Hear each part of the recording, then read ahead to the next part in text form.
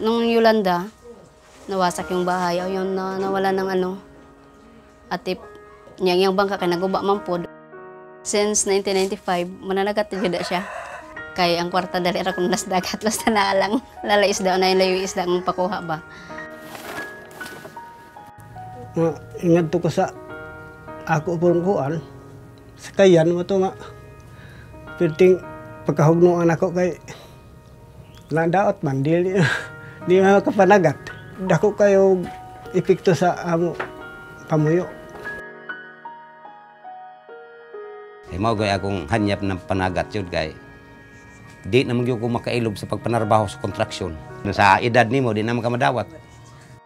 Pinaka okay makabalik ko sa pagpanagat. Kay mao ganay akong gibuhi sa akong mga anak.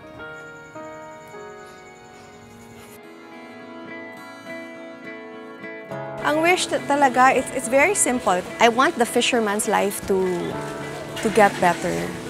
And I realized na by the time the help reached my part of Leyte, the whole district would probably get only around 50 to 80 boats. And I checked how many registered fishermen there were. There were 6,200. That's when the whole idea came about of tapping the private sector, the NGOs. We were thinking of how we can help. I always believe in this Chinese proverb na you give a fish to a man and you feed him for a day, but if you teach him how to fish, then you feed him for a lifetime.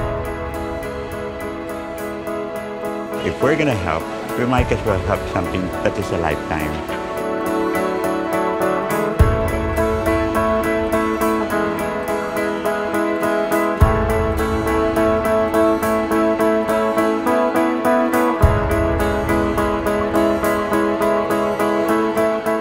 Iba yung saya na nakikita ko sa mga mukha nila, lalo na pag iuuwi na nila yung mga bangka o para sila mga bata na binigyan mo ng bagong mga laruan.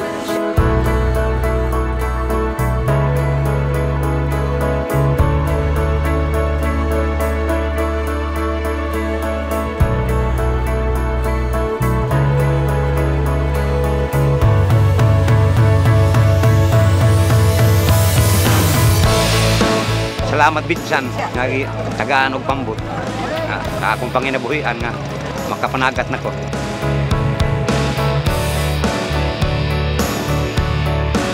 Masasabi ko pa sa mga kapatid natin sa Manila that we still need help here. So it's easier now to ask from your friend, from your supplier, from anybody. Actually, this is the first 100 boats. So the next one is another 100 boats. So tuloy-tuloy yan.